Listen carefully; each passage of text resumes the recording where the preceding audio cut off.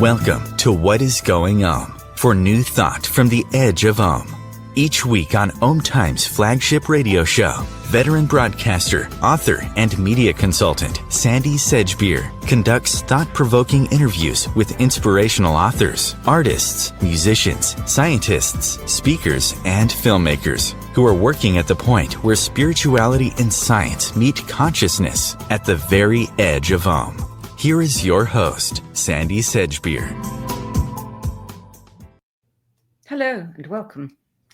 As the frequency of the planet continues to rise beyond all previous measurements, our personal vibrations, our identities and reality are constantly adapting to keep pace.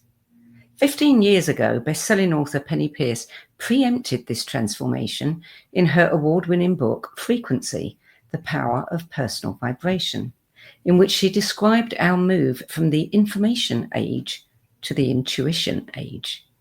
Now, in a newly released 15th anniversary edition of Frequency, Penny Peirce shares valuable information, insights, and advice on how to embody and navigate the important consciousness developments that these accelerating frequency dynamics have catalyzed. Penny Peirce, welcome. Thank you. I'm so happy to be back with you. It's good to have you back, Penny. It's always good to talk with you. So, when Frequency was first launched in 2009, the idea of living in a vibrational world and consciously using and raising our own personal frequency was on the leading edge of a cresting wave. Since then, Frequency has become an award-winning classic on the subject. So why a 15th anniversary edition? Has so much changed? It really has. First of all, I think it's coming in waves. You know, not only the intensity of the frequency waves are coming in again and again and again and raising us up or stimulating us to challenging us even to try to adapt our bodies and our consciousness to match this new level on the planet. But also the understanding of frequency is going up and becoming more inclusive the higher the frequency goes, if that makes sense. So in all of these years since then, my understanding of how it works has increased exponentially. And then there are symptoms of the frequency change. In the beginning, it's kind of uncomfortable. But as you get going with it and understand it, you start to have many openings and many more progressions of your perception, let's say, and your sensitivity that actually starts to make life really easy and things happen much more quickly and you're not stuck so much as we used to be. When these waves come and as we begin to adapt, you know, we're impacted by all of this, but we don't necessarily always know it. We just think, you know, life is getting more chaotic. But how do people like you who have this ability to see so much more, how do you actually know how we're being changed? Well, when it still is the same for me. Like when a wave hits, I forget that that's what it is. And I think something's wrong in my life, or I'm just like a zombie and I can't think. And I have to lay down in the afternoon and take a nap. And I don't know why I can't sleep at night, but I'm sleeping in the afternoon, you know, or what's going on with my brain. And then I realize, oh, wait a minute. Yes, it's another one of these. And often your body needs to stop. It's like an animal heals. They just get quiet. And I think we need to get our left brain out of the way, which creates so much commotion and all that logic and shoulds and rules and all of that. You know, it's just quiet down, relax, let your body do its work, because it does know how to adapt to different frequencies very quickly. But it's the mind, I think, that gets in the way sometimes. Yeah, we do forget, don't we? I mean, so many of my friends, you know, text me and say, oh, I've had a terrible day. And the next day, oh, I'm on top of the world. And they don't know what the difference is because nothing has changed.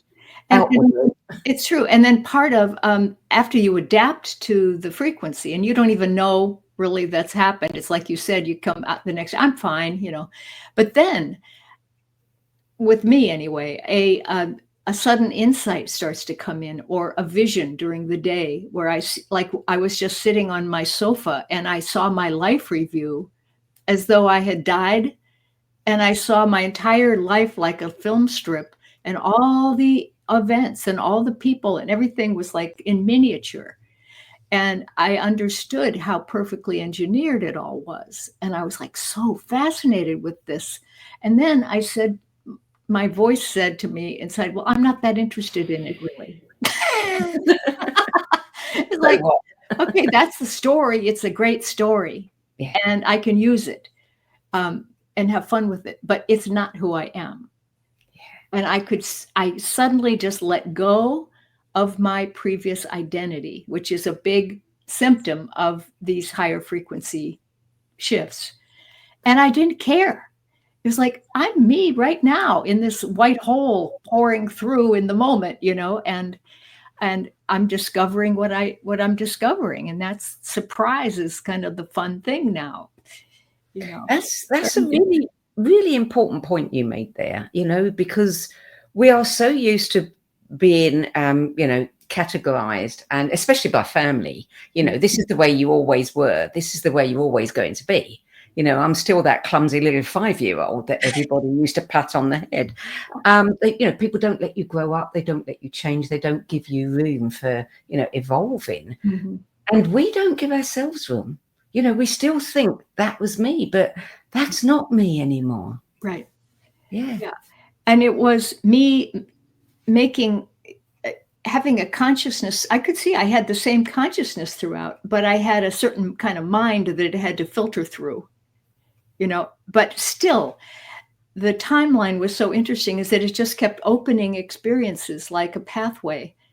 And each one was the perfect sequence to give me the next one, which is the next piece of data I kind of needed to get my confidence or get my interests and take the next steps and do what I needed to do and overcome, I guess, karma or whatever. But now the frequency is so high that it's a strange thing. It's like we're beyond the frequency of karma. We don't need to remind ourselves of what we have to do to be balanced anymore, because we're already beyond it, and then we see it and then we're doing it. It's like, it's not necessary. Mm-hmm. And it's so interesting when that falls away and you go, wait a minute, I'm really free. Now, what do you want to create in your life? Oh, look at what could, like overwhelming. And then the mind goes, oh yeah, no, I'm not very good at creating, or at least who I used to be wasn't very good. I've got another chance now. Right. And those things fade. All that doubt, that's the left brain or protective mechanisms in the brain to keep you out of trouble, supposedly, but really out of fun, out of surprise and joy. Mm-hmm. So these are the consciousness developments that you write about, that the accelerating frequency dynamics have catalyzed. Are there any more that we need to know about? Well, I've just added, in the 15th anniversary edition, I added a whole new chapter at the end about what's happening now. And I also added 3 new appendices where I took all the exercises from the book and put them all in one place so you could find them. And then at the end of every chapter in frequency, there's a frequency message, which I wrote from an altered state. And they're very inspiring. So I put all those together. And then I pulled 60 quotes out of the book, which you could meditate on, or you could use it as an oracle or something, So it's quite expanded. In fact, can I show it? I just had a copy. I don't know if it's backwards. It probably is here, but it is backwards, but don't worry. Yeah, mirrored. And the book came out really beautifully. So I'm really pleased with it. So it's just been out a little while now. Yeah. Well, I read the original one, I think, back in 2009, and it made a massive impact on me. It answered so many questions. When I first heard about the 15th, anniversary issue, I thought, well, how can you improve on that? But having read it, you can improve on that. Tell us, you wrote in the intro to the new edition that some missing pieces of the big picture are making their way into our consciousness now. Yes. Tell us what those missing pieces are. Yeah, well, part of it, I think, is the acceleration causes your body to vibrate faster and also lighten up. And of course, a lot of us are feeling that in terms of dietary changes or things where we just don't want to feel so heavy. And it's affecting our emotions. They're lightening up. They're moving faster. So a lot of the old subconscious stuff that was stored away in the invisible realms are now surfacing because that slow vibration doesn't exist anymore. And the subconscious is popping out like popcorn, so it's coming up into the conscious mind. And that's why a lot of us are feeling so many fears and we're getting so polarized because us versus them and the inside outside and this whole idea of separation is being highlighted. And we are very clear, especially those on a spiritual path, that it's important to clear ourselves now of blockages, of old fears, of old misperceptions. And part of the higher frequency allows us to do that more easily, effortlessly. It's almost like I put a shawl on today, but it's almost like you take one of those, just throw it off. It's like, I don't have that anymore and I don't need that anymore. Yeah. And when you really mean it, it's gone. Yeah. You don't have to go to therapy for 10 years, You just triggered a thought, I mean, based on the concept that our outer world reflects our inner world, I'm just thinking, as you were talking about getting lighter, this thing that's happening out there in the world with these drugs that are making, Ozempic and all of these things that people are taking to lose weight. The British National Health Service have just announced that they're going to give it to people who are obese and out of work, because of the, side effects of being obese. They're going to give it to them. On a spiritual level, on a higher level, is that, could we look at that and say, yeah, we're all being lightened up in different ways? Yeah. And although I'm not a big fan of taking drugs to do it, it might be a kind of shortcut to the consciousness needed to stay this way, naturally, and to eat less and to eat more simple but clearer kinds of foods. I'm not a big strict food person, but it's fun. Last year, I think I told you I had a open heart surgery that came on overnight. Like I didn't know, I didn't have any warnings, didn't have any pain, but the mitral valve blew open. So I was in ICU for 3 weeks, and it was a weird experience. I felt like I was taking a shortcut to higher consciousness. Like I had been focusing a lot on, I really want to be loving, 100% loving. I'm tired of having deprivation thinking and being so frugal or whatever, just yes buts all the time. And so I made a vow. I made a choice to myself. This is what I'm doing. And 3 days later, I was in cardiac ICU with opening my heart. It's like I had to laugh in a way, but I felt lucky. Like I knew I'm not dying. Yeah. But so people have different kinds of experiences that it would be parallel to this, I suppose, that are kind of, sometimes I call these wedge experiences where, where they open something up so that you can get the rest of the light pouring in. Yeah.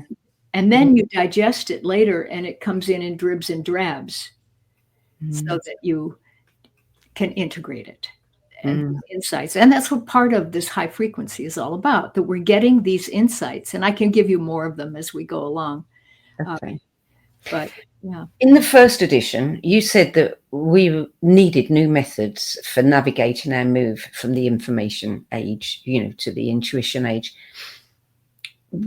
What useful new methods have you seen come on stream since then? Well, I think there's so many people doing various kinds of meditations and working with music and, binaural beats and all those kinds of things that help put you into a calm, clear, centered state. Basically, that's what you need. You need to be able to feel what I call your home frequency, my original tone, what I feel like when I'm really feeling great about myself and in peace and joy, and those are really powerful states. They're not just words. And so recenter into that. And I think it's important to make a choice about the state of being that you choose to live in. Not this, oh, well, maybe I'll feel good one day and not enough another. And this has power to make me feel bad. And I'm worried about the elections or the politics or whatever, all the things that are happening in current events. Choose your state. Now that will evolve. But meanwhile, it's a field of energy of a certain kind of frequency that you're living within. And you center back into that again and again, and you have it all through your body.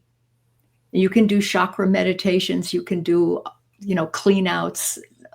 I have a diamond light body meditation that works really well, where you imagine your diamond light self stepping in from behind and matching up with every part of your body and raising it into its kind of pristine, fearless, pure, happy state. And then you think from there, you perceive from there. So there are a lot of methods. And I think, there's this, what do they call it? Earthing. Earthing. There was grounding. Now it's earthing. It's a lot of new terminologies for the same old thing. Is just be connected to the earth and be connected with the soul. Now, part of this high frequency trend that's coming in is that you're starting to raise up your consciousness so much, body, emotion, mind, that you realize, hey, I am the soul. I'm here now. I don't have a soul out there somewhere like a balloon. I'm it. And I just want to radiate out. And then when you just choose that, then you notice all the places where it gets blocked. Oh, now I said I want to radiate out, but everything that isn't radiating gets filled up in my consciousness. And now I get to clear that so that I have another opening for more self to radiate through.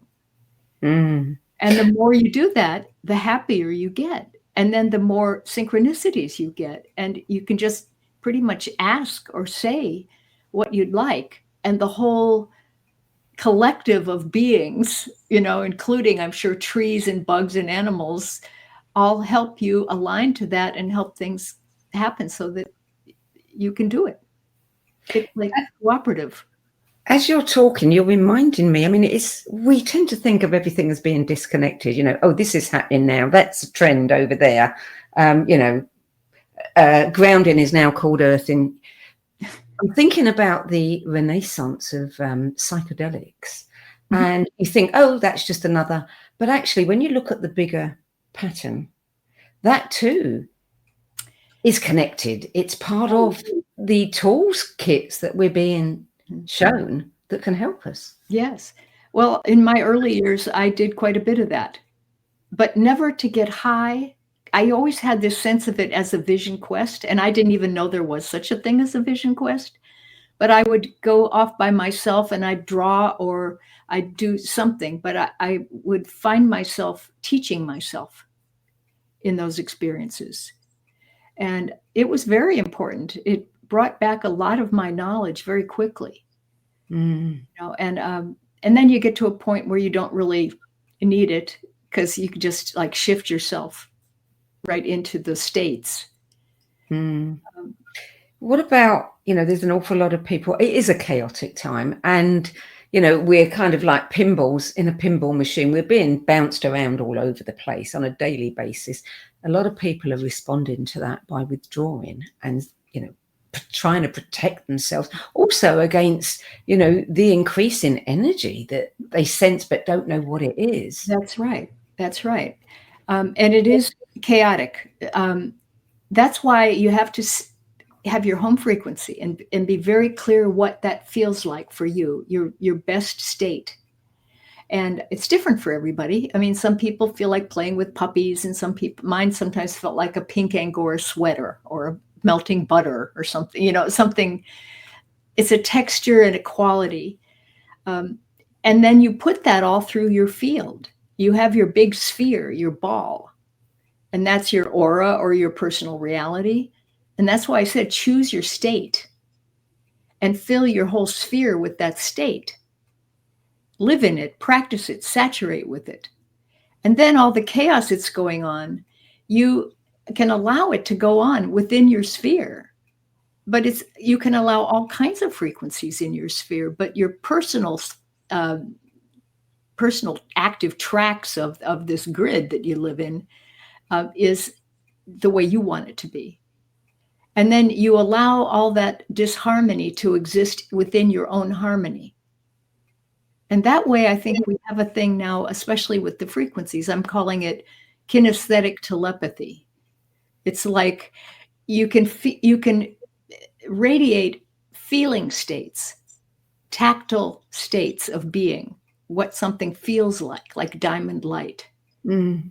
And you can send that, or just fill, not even send, because that's too linear. You just turn the light switch on and your field is full of that, and all these other people who are in chaos are in it, and they can pick it up if they want to now. It's really there for them to feel. And I think that's the way we're going to be doing healing a lot in the near future. Mm. Because part of the acceleration is that linear thinking, which we're so accustomed to and we think is normal, is too slow. Beginning, middle, end, inside, outside. It's just not that way anymore. There's no split between you and the outside world. It's all one. There's no lines between things. There's no other side. It's all here now at different frequencies. Mm. So you change your frequency like you do on a radio dial and you're there. You want to talk to your mom who's dead? I do that all the time. Just go to that frequency. Yeah. And it's right there. Nothing's gone. And it's amazing that there's room. There's no finiteness here. There's room for everything, every thought, every past life or future life or moment that you've ever had. It's all there. And it's existing. If you go into a past moment, you're in the moment. It's there. You're in it. I've experienced that, for sure. One thing that you said in the original edition, you talked about 9 stages in a process of evolution, and we go through that individually and collectively. How many of those stages would you say that we've moved through? I kind of condensed it now in my mind. It's the first part of it is that we're affected by the higher energies and we start yearning for something higher. Like we go down a spiritual path or we read a lot of books or something. And as we do that, then our frequency increases, then the subconscious releases. And now we get the reactionary thing. Oh, no.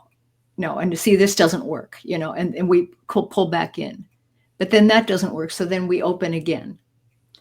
And so this clearing of the subconscious goes through lots of, rotations. And then you start to feel more oneness. You start to feel the sense of, I don't know, I guess I call it conscious communion as you get going. And it's almost like the losses in identity come in here in a way, like, well, I'm not just that anymore, and then like I've noticed my cosmology changes every few years. I have an explanation for the way I think things work, and then another piece fits in and I go, oh, well, now it's like this and now it's like this.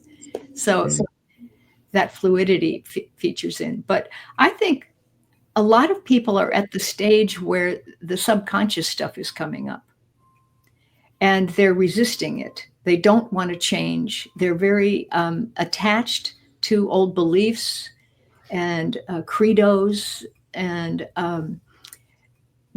ways that their family has been forever, and what's out there beyond what is scary. And that's one of the big problems I see today is that there's a contraction a kind of calcification. But there's still people like say one thing somehow, and then they hear it, and then they start to go, well, maybe there is something better than this. Maybe it does work differently. So people have always a way to start waking up. But there are other people who've gone way beyond that and are now pretty comfortable with the fluidity of letting go of things and finding new things that are very fun and exciting. Even more of yourself. It's like, wow, I knew that, like I could do this. And so I think there's a lot of people who are really pretty getting into some of the higher levels of perception and consciousness. And I don't know a percentage, but I feel like the energy of the acceleration is not going to stop. Wouldn't it be nice if those that have reached that place could somehow transmit that? I mean, because we see a lot of the opposite of that in the world right now, right. With lots of wars, lots of hate, lots of, wouldn't it be great if we could transmit that?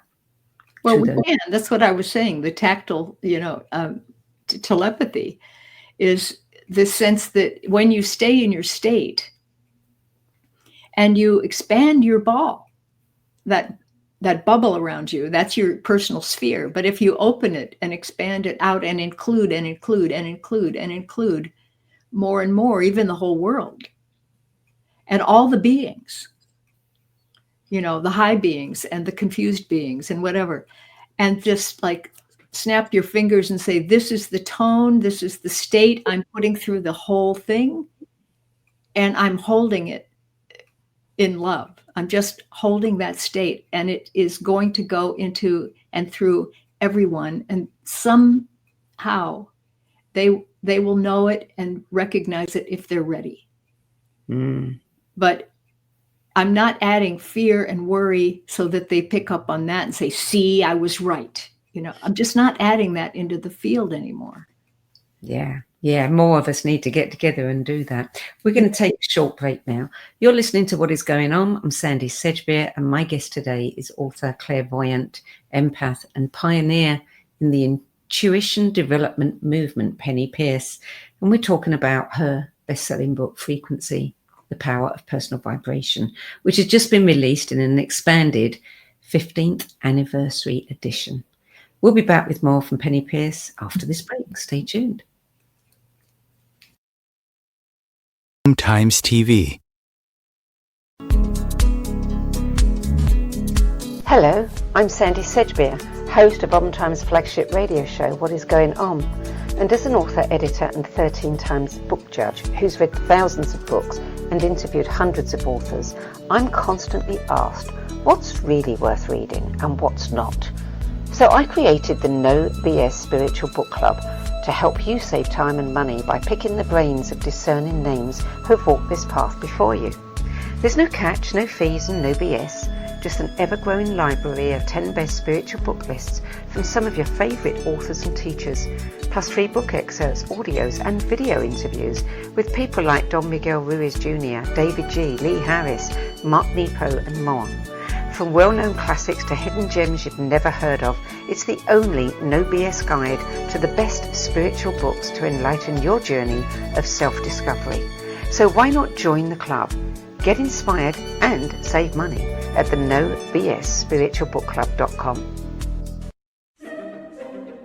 Imagine becoming a super influencer. Reinvent yourself, invest in your brand, and then manifest your success with a robust spheric approach.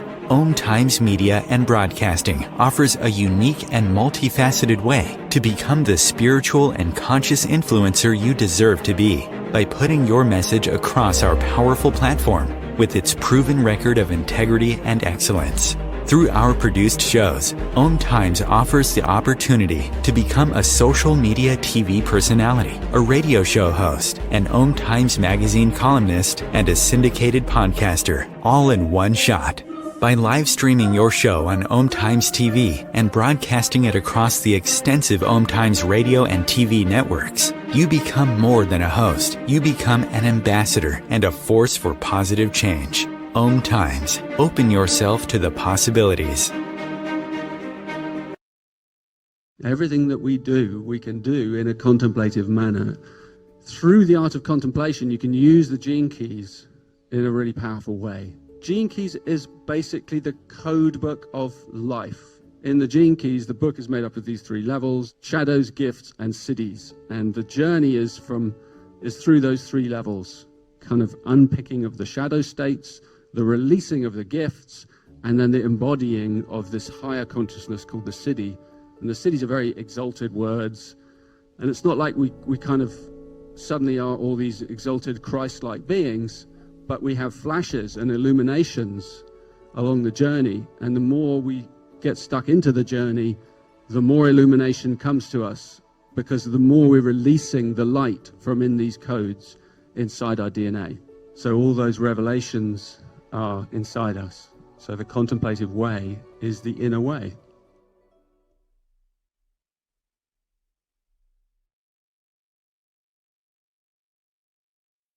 There are 16 million children struggling with hunger in America. That's 1 in 5 daughters, sons, neighbors, and classmates who don't know where their next meal is coming from. Yet billions of pounds of good food go to waste every year. It's time we do something about it. Feeding America is a nationwide network of food banks that helps provide meals to millions of kids and families in need. Visit feedingamerica.org to help them feed even more. Together, we can solve hunger. Together, we're feeding America. Welcome back. Penny Peirce. In the last chapter of your book, it's called Accelerating Towards Transparency. How do you define transparency? Is it enlightened? Well, I wrote a whole book on it. So that's the next book right before this one. To me, it is a state where you clear yourself of fear and interferences, of the not love stuff. And you let yourself be so trusting and open that you, the soul, who are present making this body right now, can just flow through. And then you, the individual sense of soul, is you realize you're connected to this collective sense of soul, where all beings, the core heart of all living things, even rocks, I think, are in a collective consciousness. And then that becomes the self. I call it now the we, the we. And I am in the we, and it's here. I'm always in it. And we are doing the work. We are writing the books. We are doing whatever we can do to help people wake up. And so I think that transparency then is that state where you don't have to hide anymore. There's nothing to protect. You allow yourself to be very visible and exposed. And the fear goes away with that. You can not only let people see through to you and who you really are, but you can see through them. You can see through anything. It's like transparency becomes a way of being, that there's nothing hidden. Yeah. And all knowledge is available. And it's like our minds have gotten used to not paying attention to the all. And so we think we're partial. And when you can start to see through into the entirety, you realize how unlimited you are. And then you realize, you look into other people and you find the same kind of vibe in their soul. And now you start to get this communion experience. You look into a flower, you look into a dog, you look into a tree, a butterfly, and it's the same life force. And you start to feel like you belong, and it really belong. And it's even hard to be separate. It's like an act of willpower to keep yourself out of, the belonging. And yet you're not suffocated by it. You have your own point of view here. That's the fun experiment of being in 3 dimensions, So to me, the transparency is like an amazing state. No lies. Why would you lie? Yeah. You said in the first book, you mentioned differences between men's form of enlightenment and women's form. Has anything changed in that regard over the past 15 years? Well, it depends. I think sometimes men have a more difficult time opening into both left and right brain perception and working with them together, because they tend to be very left brained, and then they have to make a conscious choice to move to the right brain to open intuition, and then to let them merge and do that kind of figure eight blending. But they do, it's a little bit longer process. Women are already interconnected, and they have a hard time separating out from the environment, and it's very much more merged as a kind of consciousness. So I think that I think I said in the book that I thought men's form of enlightenment often had to do with not trusting the feminine, of like going off and being a monk in a cave and going into higher states of consciousness like AI, and all these things that are non-personal, non-physical, more rational. Whereas women are already merged into the earth. They're in the sea of the ocean of emotion and physical sensation, and the thought goes along with that with women. They feel, think, Yeah. And so they're already very much connected to the spiritual realms naturally. It makes it a little easier to integrate things. And so women's form is to bring spirituality into the physical, not to go out to get it, but to bring it in and merge it. And we already have it within ourselves. Where men, it takes them longer to realize they could do that, instead of seeking outside. Yeah. That's the way I had seen it before. But I think a lot more people in general are just waking up. Yes. Yeah, they are. The phrase new human, we've been hearing that over the last decade, everywhere. What does that mean to you? And what are some of the things that you think we may experience as the new human being? Well, so this is where we're going with the high frequencies and the integration of those frequencies and the clearing of the old habits and beliefs. Those are structures, and we don't need so much structure. We're fluid, we're open, things pass through us, we're porous, and yet we have choice in the moment. That's why they say free will, but I'm calling it choice. Right now I'm paying attention to this. Now I'm interested in this. Now I'm thinking about that. And we can bring things out of the whole imaginal realm and the unified field by pinpoint focus. That's why I love Terence McKenna's quote about, basically, he said the function of the left brain is to interrupt the right brain, because otherwise we would know nothing, because we would just be everything. But so anyway, I just drifted a bit there, but I think the new human is becoming normalized with all these new abilities that aren't really new at all. They are natural.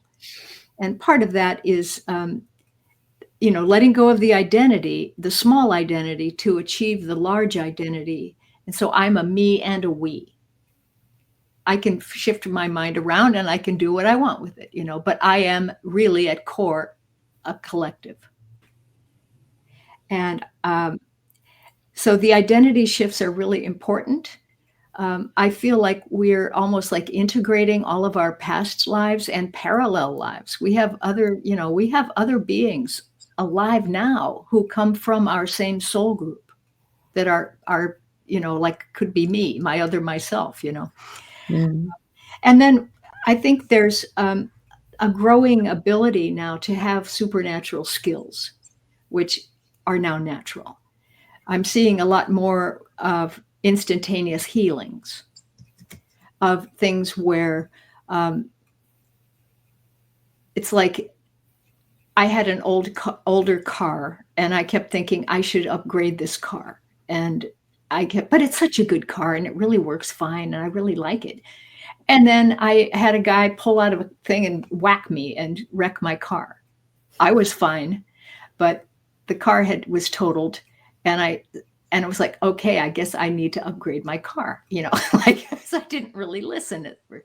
But those things become like, you listen, you hear, you notice what you're noticing, you see the reason why the great flow, which to me is the collective consciousness, is bringing you your next sequence of things just right. Notice, notice, notice, notice, use it. And nothing's wrong. It's all evolutionary. Everything is evolutionary. Even my dull naps on the couch, like, those were useful. They were needed.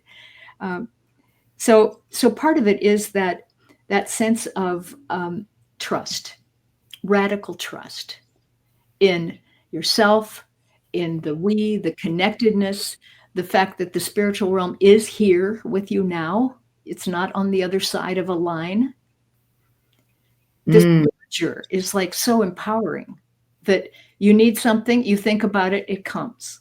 It's kind of like fast, because things are coming into the present moment now, or the present moment is encompassing. It's becoming so vast that it's encompassing the past and the future. So this is an example of what you talk about, what reality might look like when we, blend the third and the fourth dimensions. Yeah. And as you do increase your ability to bring dimensions into your consciousness, your body needs to adjust to those frequencies too. So and you don't have to make yourself do it. You just feel like going out and breathing good air, or walking, or eating less, or sleeping more or less, or whatever. You just do what you feel like doing without analyzing it. There's often a kind of a movement where you feel like you need to not make everything meaningful, which is one of my, things. I have to dive down into everything, to translate it. But there's just experiential truth, a direct knowing that happens. Yeah. And I'm talking to other people who are having experiences of like shifting timelines. Like, they thought it took this much time to get to the grocery store, but they're there somehow, or they got there and they don't remember how that happened. And it's very odd. It's almost like teleportation, but there's no memory of it. Yeah. And you think it's going to take this long to make your career function, and then suddenly you have all this good luck and things are just falling in place. I am seeing a lot of that around me. Yeah. I want to read something that you wrote. You wrote that the reality of the intuition age will be the result of a gradual but fairly rapid process of personal and societal transformation. It can put you through the ringer emotionally and energetically, but it will eventually deliver you to an amazing, miraculous destination that you will love. That was in the first book. How confident are you that still applies? Oh, it totally. I'm just amazed when I pick up the book and read it. I go, I wrote that? Like, where did that come from? That's why I think the we, like, it's not just like me as an ego or anything. It's like us, all of us, and I guess I've just over lives developed this sort of skill of accessing and translating or something. And also loving the power of language and what words really mean, like etymology of words. I always go back and look for the core of what was really true, what's really true. Yeah. But I think this is another thing about what I think is going to be happening now, and it already is that we are going to have much more contact with non-physical beings. Yes. And as real contact. And that could be, dead relatives. It could be ascended masters and great leaders from the past of Earth. It can be non-physical intergalactic beings, which I work with a lot, actually, and I have since my early 20s. But it's all part of the we, it's there. But the idea that you are reaching a frequency where you could actually see them, or at least have dreams where they're there, a lot.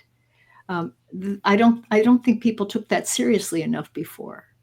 I think we may have actual evidence of it very, very soon, or maybe, real connection with ETs or whatever you want to call it. I like the star beings or the intergalactic beings. But I think that that's going to be revealed and not kept secret. Secrets, transparency. Yes. Yeah. Pam Gregory and other astrologers have been talking about this, that we are, going to have connections to our galactic heritage, our galactic family, and more. Memory of why you came here. It's like Dolores Cannon's work is amazing, because she, a lot of people remember why they came here, and that they had a mission, or, something they were going to do here, and they wanted to come. And I think a lot of us are like that. What kind of work are you doing with these beings?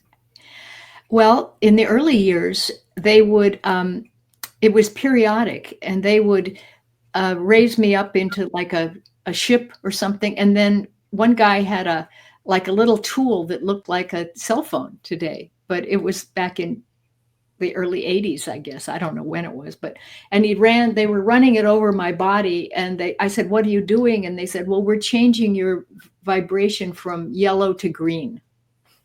And then I telepathically knew, I'm going to be working with a lot of people and working with kind of healing of some sort or something. But I get jiggered, fixed up every period of time. Yes. And then I moved I moved all over the place growing up, every 2 years, all over the country. And then I traveled most of my career all over the world. And that I needed to go to places and work on the grid. And that was part of why I'm here, is also to keep the grid stable and to be an outpost in certain parts of the world or on places. And that I would be moving, or that that I had to stay. I will stay for a while. I don't know why exactly, but those kind of things. And then I get, I've had surgeries, not from the little gray beings, but from these really tall, very whitish blue kind of beings. They don't have faces. They're just, they'll take on human costumes. But again, adjustments, I think. Yeah. You send out every year an oracle letter. Yeah. Looking back over this year, we're now in October. How accurate was your oracle? No, I have no idea what I wrote back then. You can't remember. I can't remember that. If I look back also to the early ones, a lot of that has happened. And I just try to tune into general flow and how the consciousness is evolving, and try to write about that. Have you tuned in to the flow for next year?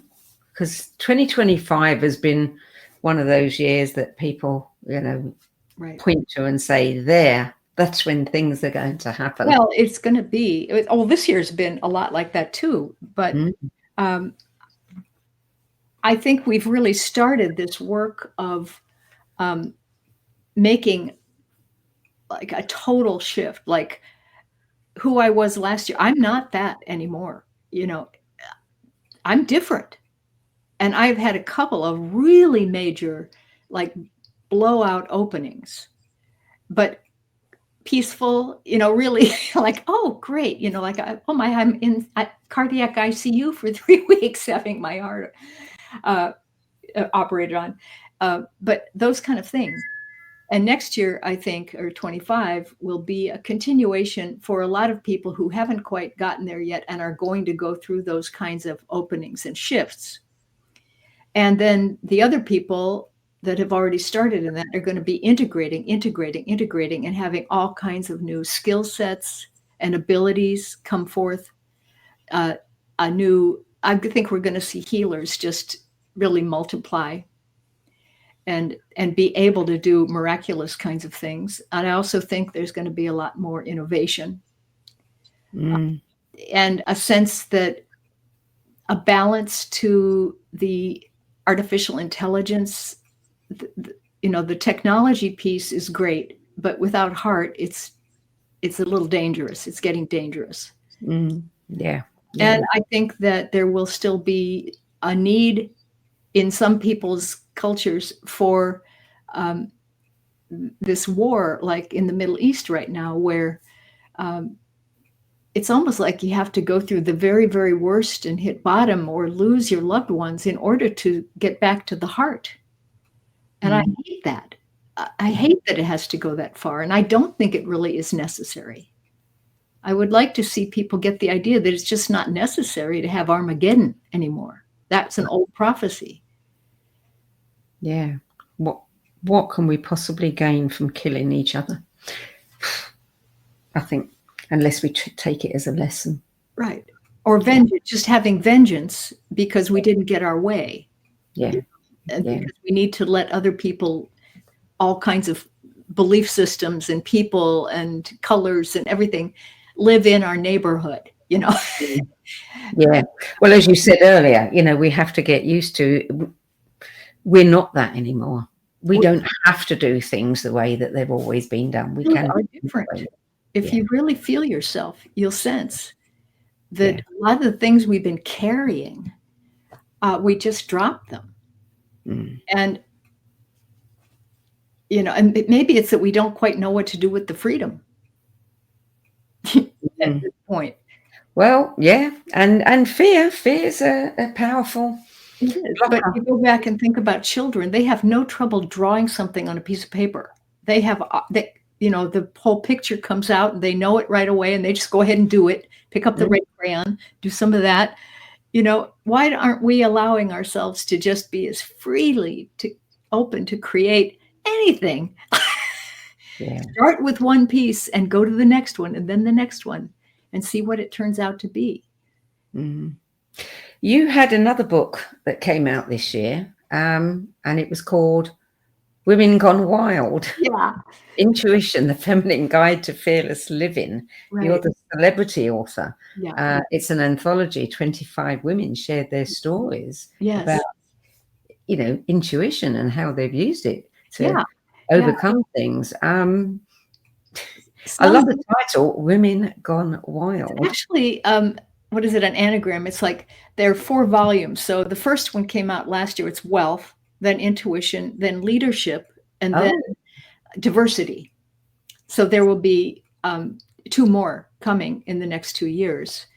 And but the stories are very inspiring. And I think for most people who are wondering, is it okay if I could change something or come out of abusive situations or anything like that? Just a lot of these people lived through it and did it and are offering a lot of support.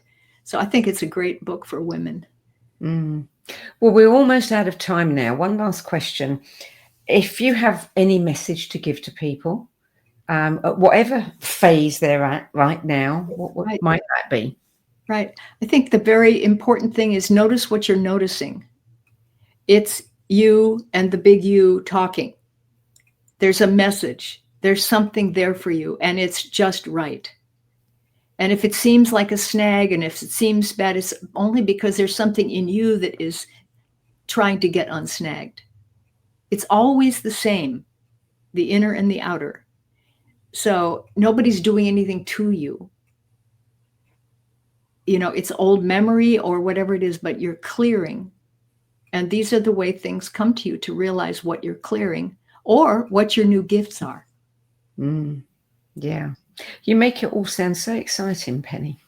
Well, I think it is. I think it's fun. I mean, I always say self-entertainment is a very high state, and that we need to stay in that and not delve into worry and into negative thinking. and all the negative what ifs, because we just drain energy away that way. It's useless. That's so true. Penny Peirce, thank you so much for joining us today. Thank you, There's Sandie. never enough time when we get together. You are so great at what you do. Thank you. Thank you.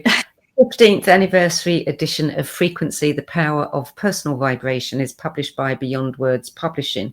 For more information on Penny Peirce's books, courses, events, mentoring, and her annual Oracle letter, visit pennypeirce.com. And I'm going to spell that for you because it's not spelled how you think. It is PENNEYPEIRCE.com. Correct? Yes, and that's a nice way to say it too. I can even remember it. Okay. That's it for this week. I'm Sandie Sedgbeer. I'll be back at the same time next week with another edition of What Is Going On. Till then, it's goodbye from me and a heartfelt thank you to Penny Peirce.